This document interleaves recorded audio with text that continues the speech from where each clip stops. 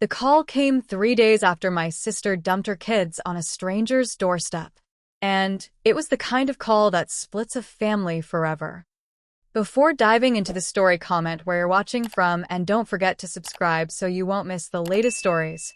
My name is Jenna, and before I tell you everything, let me start by saying this. I love my family, but loving them doesn't mean letting them walk all over me. And for years, that's exactly what my older sister Melissa did.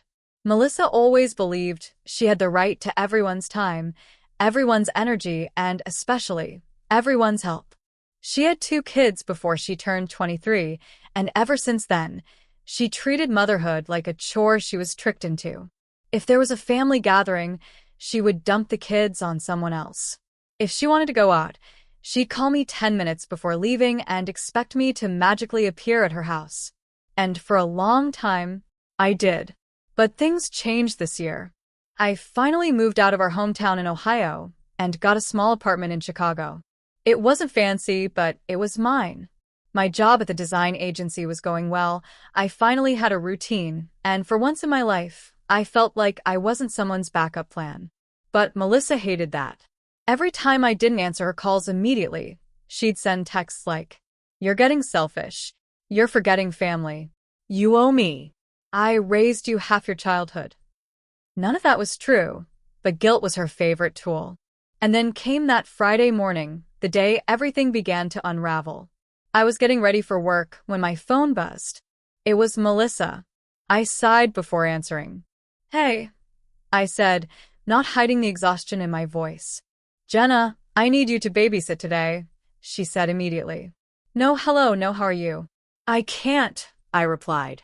"I have a deadline. My team is counting on me." "You work from home," she snapped. "That doesn't mean I'm free," I said. "Melissa, I told you, I'm not your emergency babysitter anymore." There was a long, sharp silence. Then she said the line she always used when she didn't get what she wanted. "Fine. But remember this moment." And she hung up. I rolled my eyes and tried to shake off the irritation. I wasn't about to let her ruin my day. I made coffee, sat at my desk, and sank into my project. 2 hours later, I heard a knock at my apartment door. I wasn't expecting anyone, and delivery drivers usually buzzed through the lobby. I opened the door and froze. There was a man standing there. A tall, bearded taxi driver with a bright yellow Chicago cab double-parked behind him. And next to him, a little girl holding a backpack, and a toddler in his arms. Before I could even say anything, the driver asked, "Are you Jenna Michaels?" I stared at the kids. I stared at him. "I'm Jenna," I said slowly. "Who are these?" "Your sister paid for the ride," he said. "Said you were expecting them." My stomach dropped so fast it felt like I stepped off a cliff. Melissa actually did it. She sent her kids across state lines in a taxi without asking me after I said no. I felt heat rush to my face. "Sir, I wasn't told about this." His expression shifted instantly. "You're kidding me," he said. "I drove 3.5 hours with 2 kids. She said you'd watch them for the weekend." Weekend. Not even just a few hours. A full weekend. The toddler, Liam, started crying. The little girl, Emma, looked up at me with big, confused eyes. "Mommy said you were excited to see us," she whispered. I felt something inside me crack, not in anger at the kids, but at my sister's complete disregard for safety, responsibility, or even basic human decency. I took a deep breath. "Come inside," I told the driver. "Let me figure this out." He placed the toddler gently inside, and Emma followed. He waited in the hallway, arms crossed. I called Melissa. She didn't answer. I called again. Nothing. Then she finally texted, "You'll manage. Be grateful I trust you with them." Grateful. Grateful that she used her own children like mail packages and shipped them to my door. I felt sick. I spent the next hour calming the kids, feeding them, and listening to the driver rant, rightfully, about how insane this situation was. And the whole time I kept thinking, this is the last time she gets to do this to me. Ever. But then, things took a turn I never expected. because later that afternoon, the taxi driver called me again. His voice was shaky, urgent. Mom. I need to talk to you. It's about your sister. And 3 days later, after everything exploded, after the truth came rushing out, after the police got involved, I realized that the revenge I had planned for Melissa was nothing compared to the disaster she created for herself. And the phone call I received? It didn't just destroy her lies. It destroyed her entire world. When the taxi driver called later that afternoon, I didn't expect anything serious. I thought maybe he'd forgotten something in the hallway, or maybe there was a payment issue. But the moment I heard his voice, tight, shaky, almost breathless, I knew this was something else. Mom. I'm sorry to bother you again, he said, but I need to tell you something about your sister. It's important. My heart kicked up. I stepped into the bedroom so the kids wouldn't overhear. What happened? He hesitated. When I dropped the kids off to you, I went back through the camera footage inside the cab. Something wasn't adding up. My eyebrows pinched. What do you mean? I thought your sister gave me the wrong address by accident, he said. But after watching the footage, I don't think it was an accident at all. I felt chills break across my arms. The driver continued. She didn't just mispronounce your address. She gave an address that wasn't even close. Another zip code entirely. A completely different street. And she said it confidently, twice. I felt my stomach twist. You're saying she intentionally gave you the wrong address? Why would she do that? I don't know, he said. But the kids almost ended up at a stranger's doorstep. A man who wasn't home. A house I later learned was a rental property. Empty. My breath hitched as a cold realization struck me. If the driver hadn't double-checked my name, those kids would have been left alone outside an empty house. He went on. The little girl, Emma, started crying and said, "This isn't Aunt Jenna's." That's the only reason I rechecked the destination and called dispatch. I closed my eyes, trying to steady my breathing. I felt two emotions fight inside me, horror and anger so deep it almost burned. Thank you for telling me, I whispered. No problem, he said. I'll text you the footage. It might matter later. I didn't know what he meant at the time, but those words would come back to haunt me. After the call ended, I walked out to the living room. Emma and Liam were on the couch watching cartoons, both exhausted from the long ride, completely oblivious to what their mother had done. I knelt beside Emma. Sweetie, what happened in the car earlier? Did Mom tell you where you were going? She nodded shyly. She said we were going to your house. But when the car stopped the first time, I told the driver it didn't look right. Mommy told him she was sure. Did your mom get in the taxi with you? Emma shook her head. No. She put us in and said she needed to go talk to someone. Then she left. Left them. Like they were luggage. I swallowed the lump in my throat and forced a smile. You did the right thing telling the driver. She smiled back, her innocence hitting me like a punch. The rest of the day passed in a blur. I fed the kids, tried to keep them entertained, called my job to explain the emergency, and sent Melissa multiple angry texts, all ignored. By nighttime, I was exhausted. But the kids, they were sweet. Emma drew pictures at my kitchen table. Liam fell asleep holding one of my old stuffed animals. It hurt to think they were growing up in such chaos. At 11 p.m., my phone buzzed. Melissa finally texted. Hope they're asleep. I'll pick them up Monday. Don't bother me until then. Monday. 3 days. She dumped the kids across state lines with zero warning and expected me to just deal with it. I typed a long message, pointing out the danger, asking why she'd lied, demanding she explain herself. After 20 minutes of frustration, I deleted it all and wrote, "We need to talk. Call me." She didn't. Not that night. Not the next morning. Saturday passed quietly. The kids adjusted quickly. But something about Emma's behavior bothered me. Every time my phone buzzed or someone knocked on the door, she tensed. Not normal kid startled, but fearfully. At one point, I asked gently, "Emma, are you scared of something?" She looked down at her hands. Mommy gets mad when we tell people stuff. What kind of stuff? She shrugged but didn't answer. Kids don't hide things unless they've been taught to.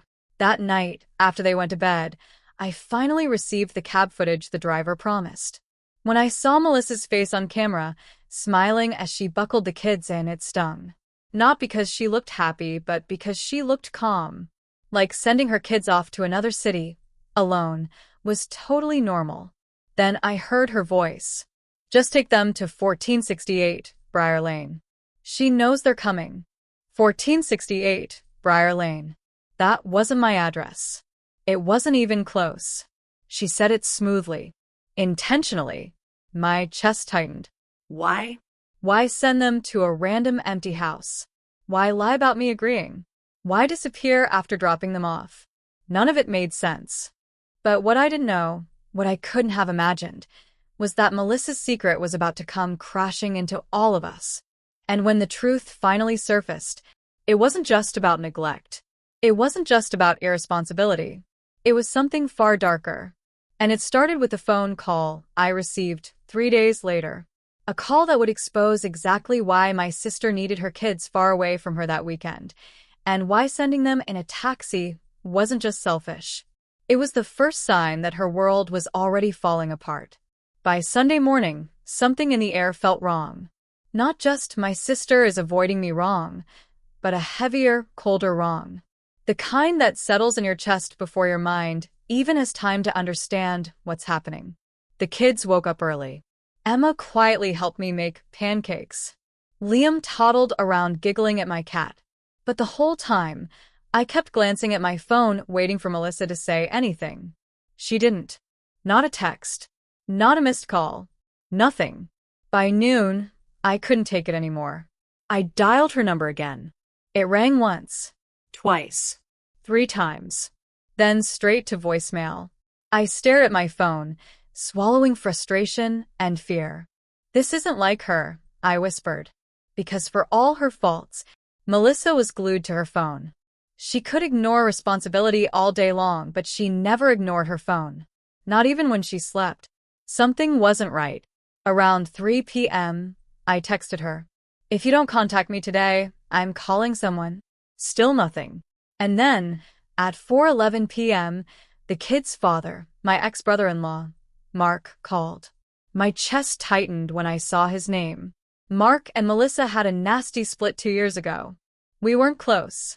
But if he was calling, it had to be serious. I stepped into the hallway and answered. Hello? Jenna? His voice sounded rough, like he hadn't slept in days. Are the kids with you? Yes, I answered slowly, suddenly nervous. Melissa sent them here Friday. Isn't she with you? Silence. A long, heavy, terrifying silence. Mark. I pressed. He exhaled shakily. Jenna, Melissa told me the kids were with her. My brain almost shut down. What? She told me she had them all weekend, he said. I've been calling nonstop to FaceTime. She kept declining, texting me excuses. I thought she was just being difficult. But an hour ago, her landlord called me. She never came home Friday night. My knees weakened. Where is she? They don't know, he said. Her car's gone. Her phone's off. Her job hasn't seen her. No friends have seen her. She's just gone. I pressed a hand to my forehead. So she lied to both of us, I whispered. Jenna, Mark said, voice cracking. I'm coming to get the kids. But before I do, is there something going on with her? Anything strange lately? I hesitated. Then I told him everything, the taxi, the wrong address, the footage, her silence. Mark didn't react with surprise. He reacted with dread. Oh God, he murmured. She's doing it again. My throat tightened. Doing what? He hesitated. I don't want to say anything until I'm sure. But this isn't the first time she's disappeared on the kids. That sentence hit me like a punch. Explain, I demanded. 2 years ago, he said, before we split, she started disappearing for days at a time. She always made excuses. Errands, errands, errands. But there was always money missing. Always secrets. Finally, I found out she was meeting people who weren't exactly good influences. I felt my stomach twist. What kind of people? People who lend fast money, he said quietly. And people who don't like not getting paid back. My pulse thudded in my ears. So, you think she's in trouble? I think she's in more trouble than any of us realize. There was a knock on my door. I told Mark I'd call him back. When I opened the door, it was the taxi driver again. His face looked pale, nervous, almost guilty. "I'm sorry to show up like this," he said. "But I just came from the address your sister originally gave me." My heartbeat spiked. "The empty house?" He nodded. "It's not empty anymore. There were people there today. And when I asked about your sister, one of the guys asked me why I was looking for her in a way that made my skin crawl." I felt the bottom drop out of my stomach. "What did you tell them?" I asked softly. "That I had the wrong place," he said. "And I left. Fast." The kids were only a few feet away on the couch. I lowered my voice even more. "Do you think these people are dangerous?" He didn't answer immediately, and the silence said everything. Then he swallowed hard. "Mom, "I think your sister didn't give me the wrong address by mistake. I think she gave it to me because she expected them to find the kids, not you." The world tilted. I had to grab the doorframe to steady myself. "No," he whispered. She would never. She wouldn't put her children in danger. But my voice trembled, because suddenly, I wasn't so sure. Emma peeked around the couch. "Aunt Jenna, is everything okay?" I forced a smile for her, though my insides were shaking. "Everything's fine, sweetie. Go play with your brother." When she turned away, I whispered to the driver, "Please don't tell anyone else yet. I need to figure this out." He nodded and left quickly, like he didn't want to be anywhere near whatever this was. I shut the door slowly. Melissa wasn't answering her phone. She hadn't told anyone where she was going. She'd lied to Mark. She'd lied to me. She'd sent the kids to a random address, the home of men who clearly knew her and were clearly looking for her. None of this was an accident. She wasn't being careless. She was running. And she had used her own kids as a distraction, a shield, to buy herself time. 3 days passed. 3 days of silence. 3 days of waiting. 3 days before the truth finally crashed into us like a freight train. Because early Monday morning, my phone rang again. Unknown number. I answered. And the voice on the other end said words that made my entire body go cold. "Is this Jenna Michaels? We need you to come down to the station. It's about your sister." The police station felt colder than it should have. Maybe it was the fluorescent lights, maybe it was the silence in the waiting area, or maybe it was the way every officer who walked by glanced at me with that look, the look people give when they have bad news, but aren't the ones allowed to say it. I sat stiffly, hands clasped, my leg bouncing uncontrollably. Mark rushed in minutes later, out of breath. He looked worse than I'd ever seen him, eyes red, hair disheveled, panic etched across his face. "Where are the kids?" he demanded. "At my apartment with my neighbor," I said quietly. "They're safe." He nodded, exhaled shakily, then sat beside me. Neither of us spoke. We didn't have to. We were both terrified of the answer waiting behind those closed doors. After what felt like hours, a female detective walked toward us. She had a gentle face but serious eyes. "Jenna? Mark?" she asked. We both stood. "I'm Detective Alvarez." "Thank you for coming. Let's talk in my office." Her tone was soft, but the weight behind it made my stomach drop. Inside her small office, she gestured for us to sit. She folded her hands, Took a breath. and then said the words I will never forget. "Your sister has been located." My heart stuttered. "Where?" I whispered. "A motel room off Route 19, she said. "Units responded early this morning after a noise complaint." A pause. And she wasn't alone. My pulse hammered. "Is she hurt?" Mark asked. Detective Alvarez hesitated, a hesitation that told us everything we needed to know. "She's alive," she finally said, "but she's been arrested." The room spun. Arrested?" I stammered. "For what?" The detective slid a folder across the desk. Mugshots. A police report. A stack of photos I didn't want to see, but couldn't look away from.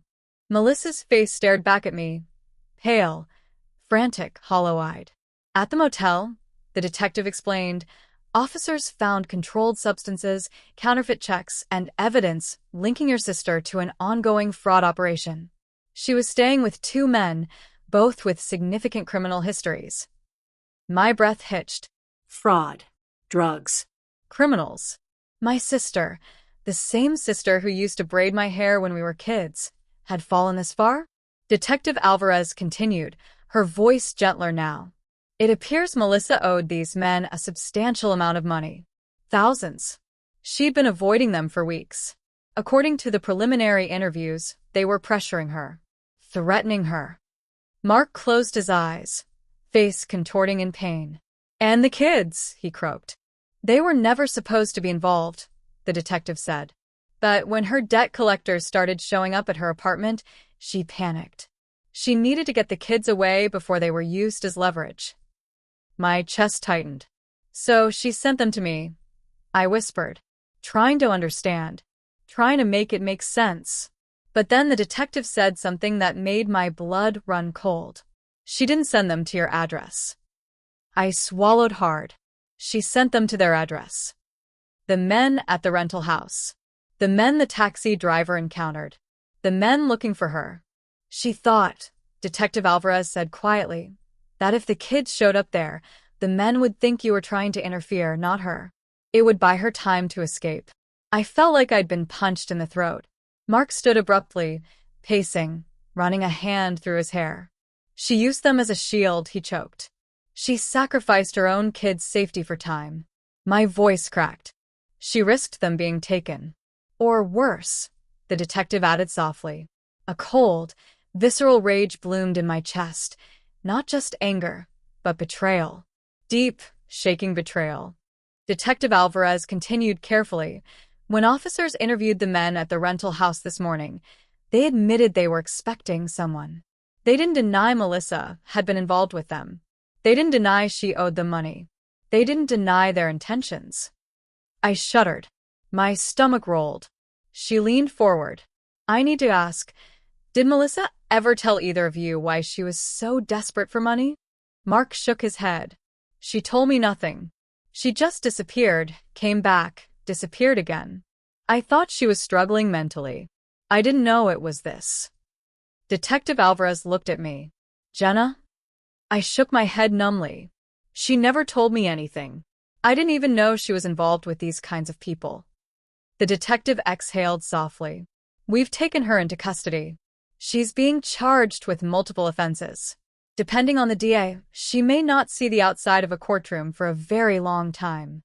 Isett frozen. Melissa, arrested, facing prison. And she had abandoned her kids not out of irresponsibility, but out of fear, and desperation, and selfishness. What happens now?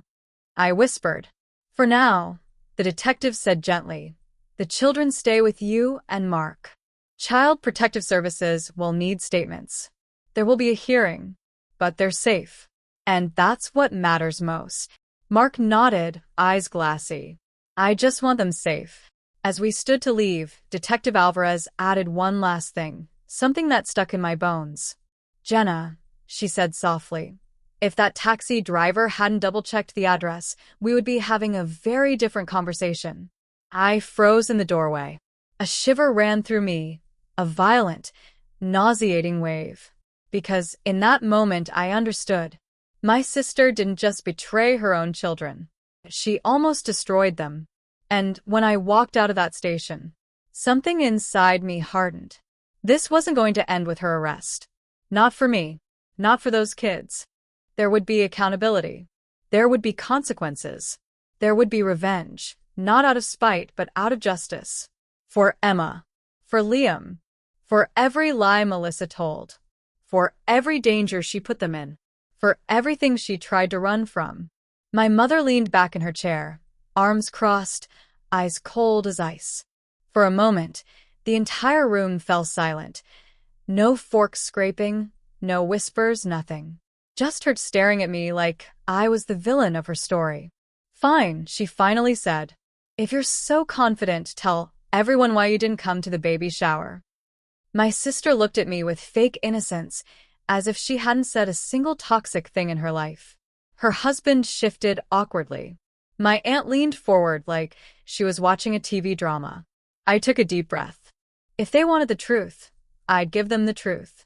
I didn't come, I said slowly, because she called me a failure and told me showing up would ruin the aesthetic of her pictures. My sister's face went pale. And I continued, because she told me Mom agreed with her. Mom's eyes widened, but she didn't deny it. I looked around the table. Every time something good happens in my life, this family acts like I don't deserve it. Every accomplishment I make, you turn into a joke. You wanted me at the baby shower? For what? So you could whisper about me in the kitchen again? A pin could have dropped and echoed like thunder. My sister jumped up from her chair. That's not, I didn't mean. But her voice cracked. She knew she did. I continued calmly. And now, tonight, you all act shocked that I didn't show up to a place I wasn't welcomed in. My uncle cleared his throat. My grandmother shook her head disappointedly. At them, not me. Mom finally broke her silence. You think we don't support you? She said. You disappeared for months. You got a new job, a new life, new friends, and you barely talked to us. Because every time I did, I answered softly, you compared me to her. You celebrated her wins, but you treated mine like accidents. Mom swallowed hard. She wasn't expecting me to say it out loud. Then Grandma said the one sentence that changed everything. Maybe she stayed away because she didn't feel loved here. Silence again. Heavy. Cutting. Impossible to ignore. My mom suddenly looked smaller. My sister looked guilty for the first time in years. For once, they actually listened. Look, I said gently, I'm not here to fight. I just want respect. That's it. My mom stared at her hands. My sister wiped her eyes. No yelling. No blaming. Just truth finally landing where it needed to. Then stay, Mom said quietly. Eat with us. Let's start over. And slowly, I nodded. Because sometimes the strongest people aren't the ones who walk away. They're the ones who come back and speak the truth everyone else is afraid to hear. If you enjoyed this story and want to see more shocking revenge tales like Jenna's, make sure to hit that like button, subscribe to Revenge Files, and turn on the notification bell so you never miss a story that will keep you on the edge of your seat.